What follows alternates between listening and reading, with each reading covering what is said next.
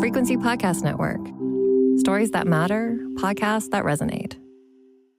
By now, you've paid for stuff with your phone. You might have even paid for stuff with your watch. It felt strange the first time I did it. Now I don't even think of it.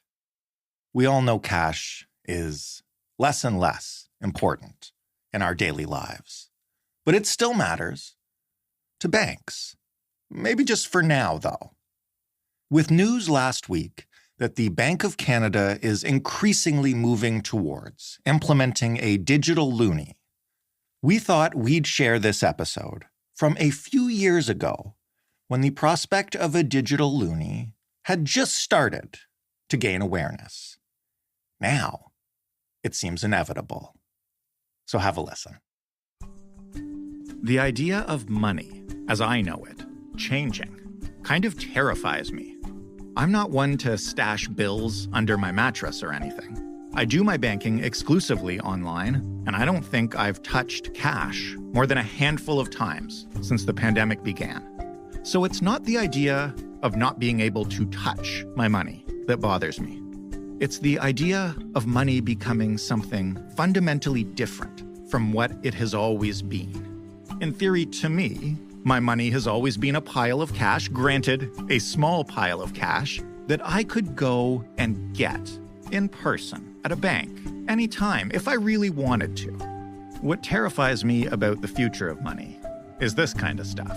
Technologies like Bitcoin and its underlying framework, the blockchain, are going to fundamentally weave themselves into the fabric of our society. Think about a world without a monopoly on the transfer of value between people. My big thing with the blockchain is it can literally overthrow America and China and Russia.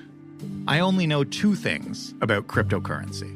Number one, I know some kinds of it are really bad for the environment. And number two, I know that I don't know enough about it to trust it. But cryptocurrency is not even the same thing as digital currency, though I guess you could call the two competitors.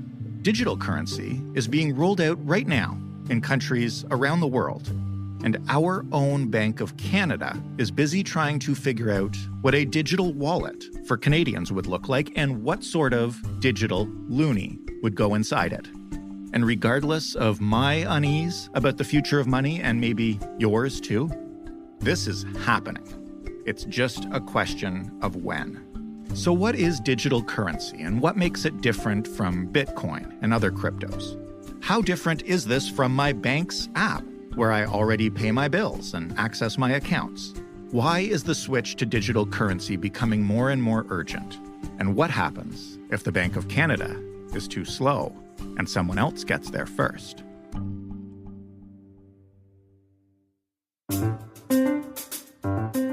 I'm Jordan Heath Rawlings. This is The Big Story. Michael Doyle is a freelance reporter and journalist based in Toronto who examined the future of money in Canada for the Globe and Mail. Hi, Michael. Hi, Jordan. Can you start us off, just because it's such a useful way to think about this, at least I found it useful, by telling us the story of money on the island of Yap? Certainly. Yap is a tiny island that is now a part of Micronesia in the South Pacific. And for hundreds of years, they had a very unusual form of currency, and that was these gigantic limestone rocks. And the bigger they were, the more valuable they were. And also, of course, the bigger they were, the more difficult they were to actually physically exchange with each other. So over time, they just left the rocks where they were. And in order for them to figure out kind of who owned which rock, which note of currency, for lack of a better term, they created basically a form of a ledger in the form of a oral history of who owned each rock and how the rocks transacted from person to person on the island. And so that's how they effectively did business. That's how they exchanged goods and services for hundreds of years. Now tell me how that relates to where our use of money is heading. Certainly.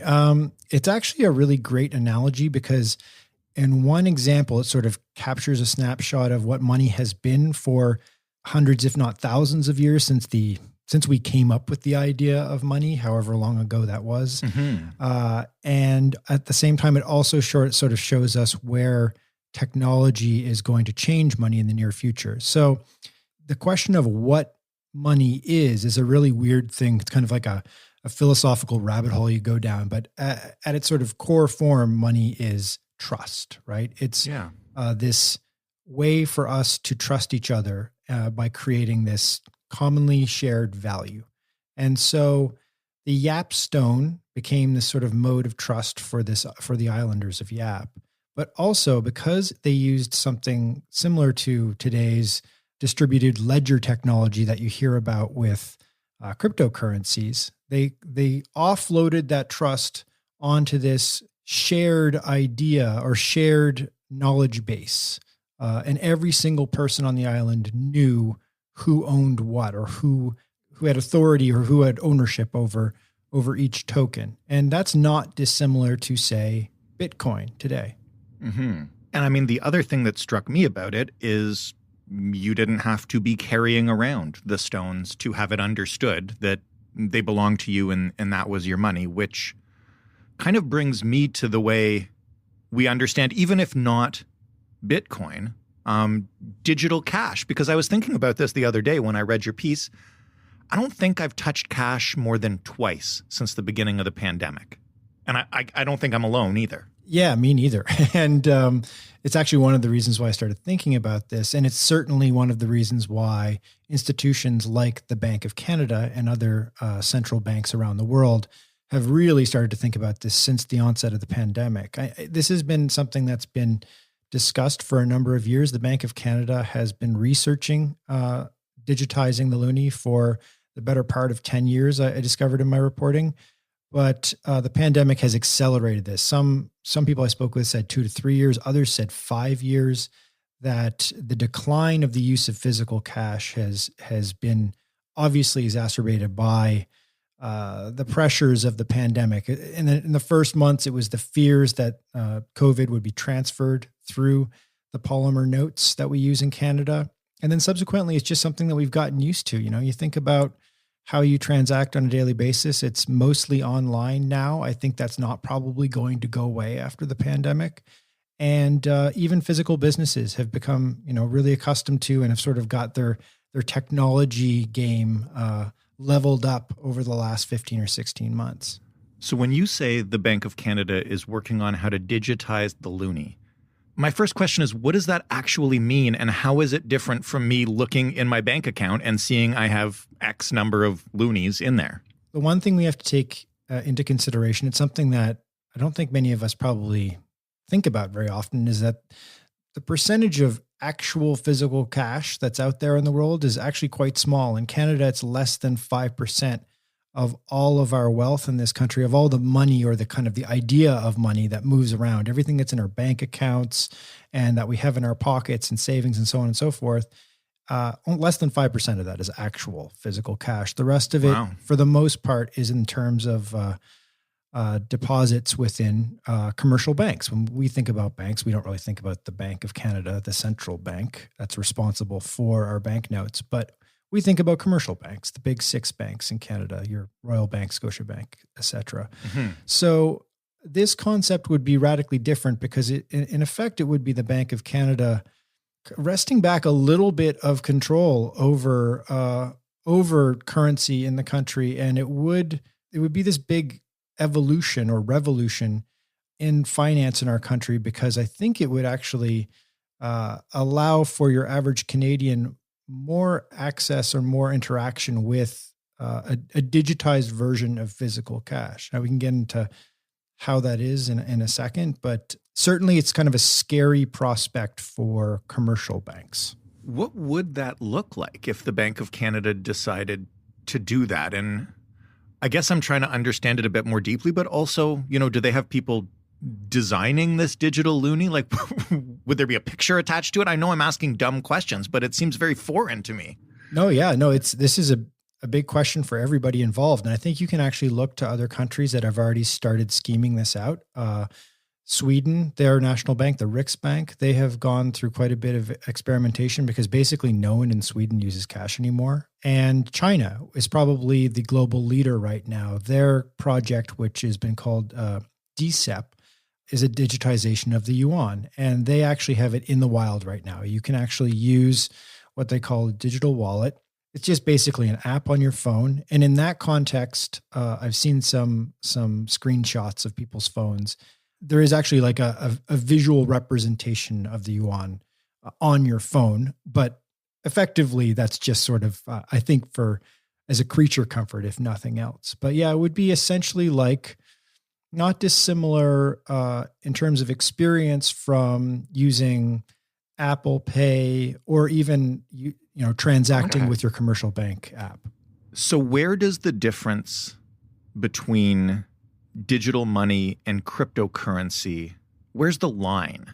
I'm trying to understand because I am a fairly tech savvy person, and cryptocurrency, fills me with confusion and dread. And I know it's bad for the environment, and a lot of people don't think that it's something that the whole world can use long term. This sounds a lot like it, but maybe not as bad. Can you explain it?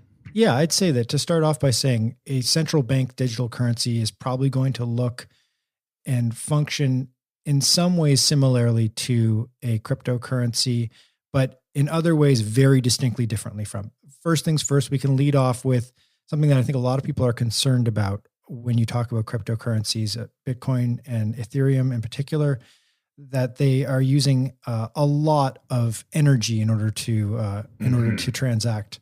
And that they are, I heard a stat recently, I believe it was the U.S. Senate had a hearing last week on central bank digital currencies, and someone said that Bitcoin, one transaction uses the power that's necessary to electrify a town for a month or something. It was like a ridiculous number. Right. That will not be the case with the central bank digital currency. And the key reason for that, what Bitcoin does is it uses something called proof of work. So everybody around the world that is powering sort of the Bitcoin infrastructure is running what they call a node, which is effectively you're running an entire ledger on your own computer, helping with each and every transaction. And that's the reason why there's so much power that's used up. So every single time there's a transaction, all of these nodes around the world go off and have to kind of reorient the ledger or rewrite the ledger in order to show proof of work. So that's why there's an incredible power drain when you're talking about Bitcoin. That won't be the case with a central bank-based digital currency because, from my understanding, it's going to be more behind what they describe as a garden wall, where the central bank itself or the central bank with a few invited players, like, say, the commercial banks, will be running what they call a permission system or more of a closed ledger that will be much more power efficient.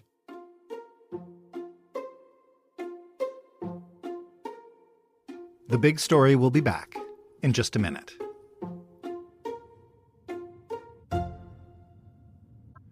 Where do the commercial banks come into this? You mentioned at the beginning that, this is something the Bank of Canada is looking at, and the commercial banks would be a little worried, I guess, because this is technically the digital part of money is currently just all theirs, right? Is this a competitor for them? They could see it this way. They could definitely see the central bank taking a larger role and pulling a bit of the power and control away from these banks is a huge threat. And also it's going to force them, I think most importantly, to innovate and to pull themselves from the easy money that can be made through the payment system that as it currently exists. Think about bank fees.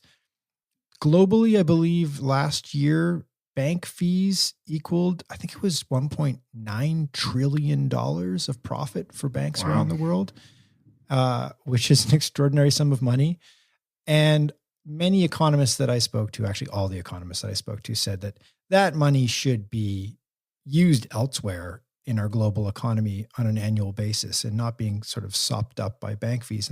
But of course, these banks that love their profits are not going to want to let go of that. So they will see this potentially as a threat for sure. And it's going to be a real careful dance on the part of central banks around the world, and in particular, the Bank of Canada, which has to deal with 6 very large, very powerful banks and a lot of smaller players as well that are not going to want to give away all of that wealth and easy money. And they're going to have to try to lure them into this as a partnership.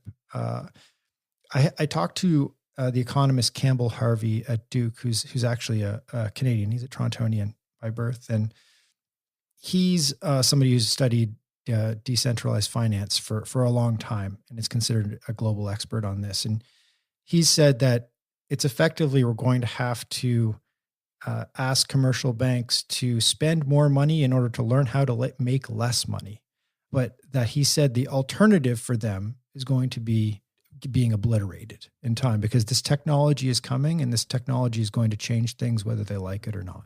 Let's talk about what happens as this transition occurs, since so far this conversation has kind of made it seem inevitable.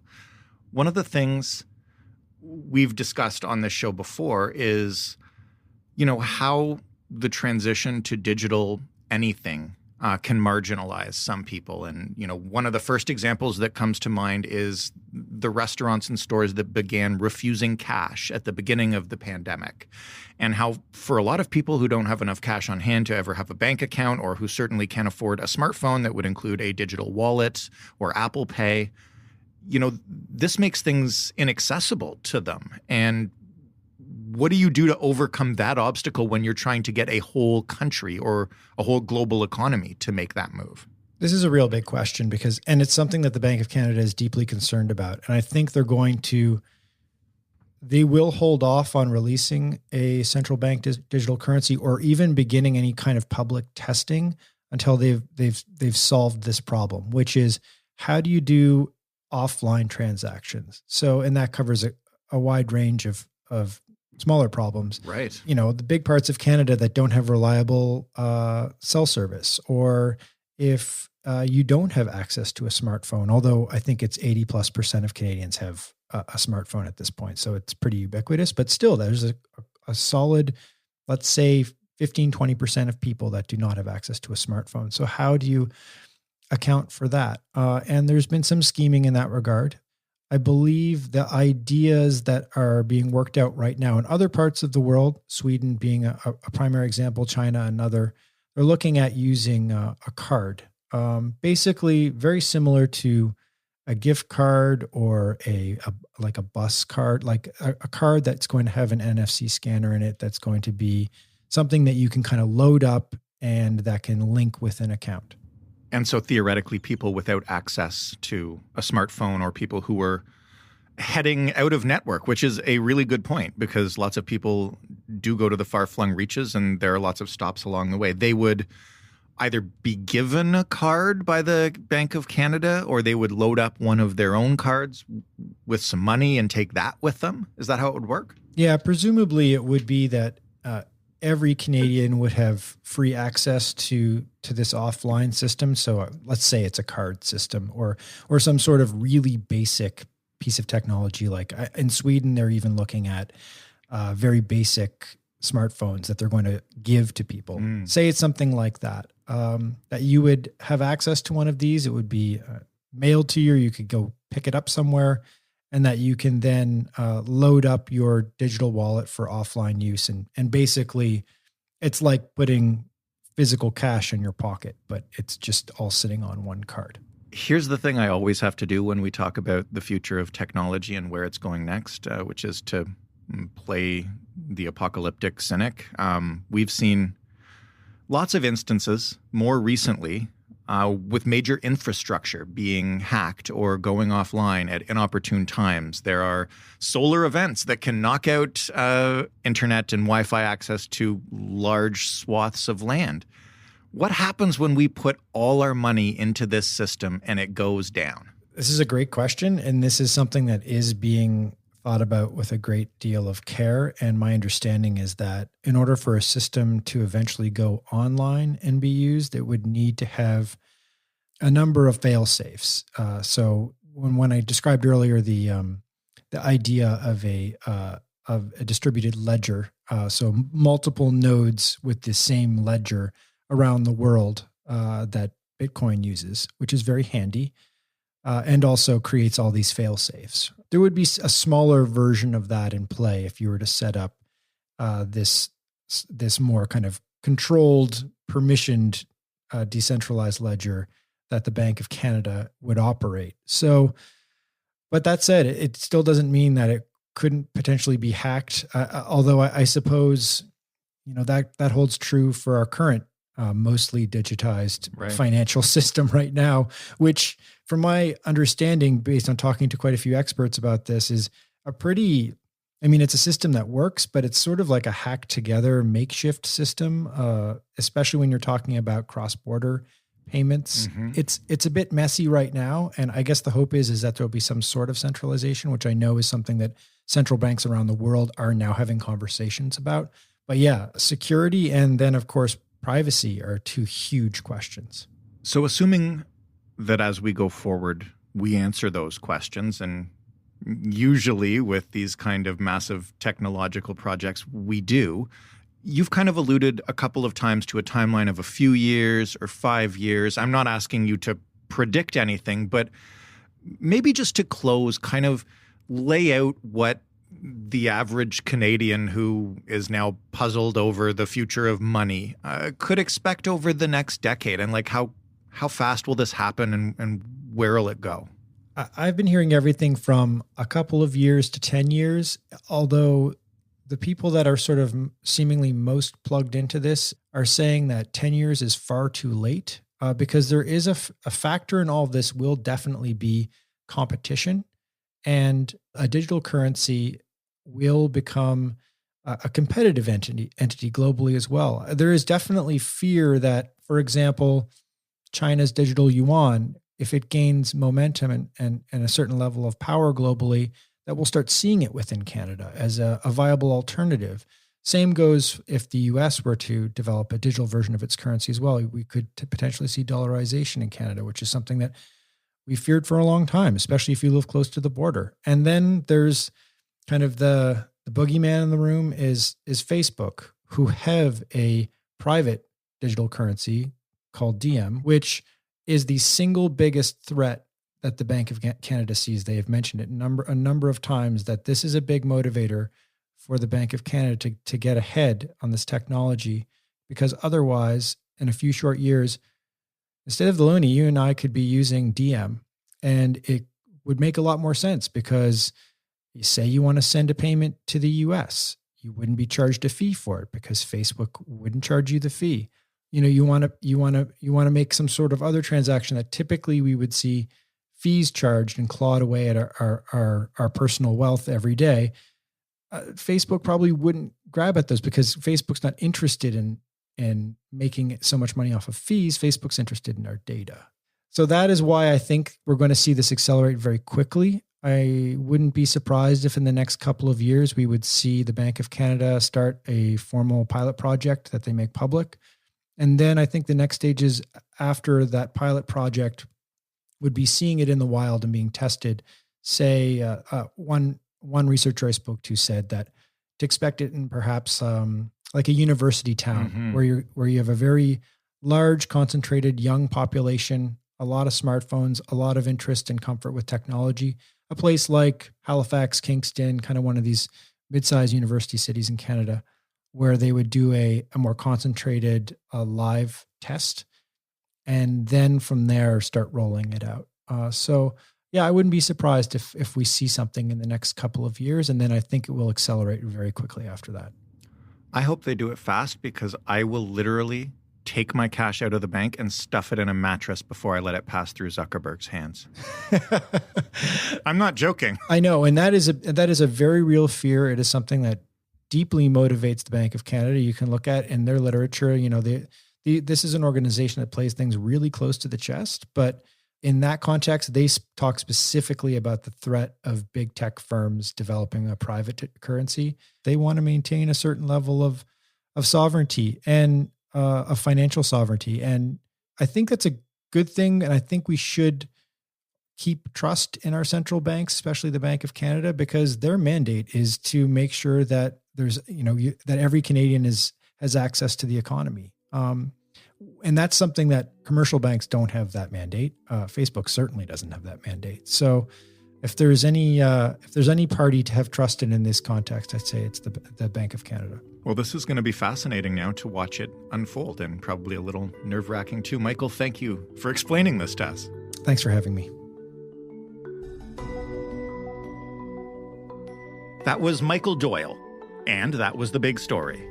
For more from us, head to thebigstorypodcast.ca, find us on Twitter at TheBigStoryFPN. Talk to us anytime via email, thebigstorypodcast, all one word, all lowercase, at rci.rogers.com. And as you know by now, we are in your favorite podcast player, in Apple or Google or Stitcher or Spotify or Amazon Music or many, many others. Figure out which one works best for you, figure out 2 or 3 of them, and subscribe to us in all of them. Thanks for listening. I'm Jordan Heath Rawlings. We'll talk tomorrow.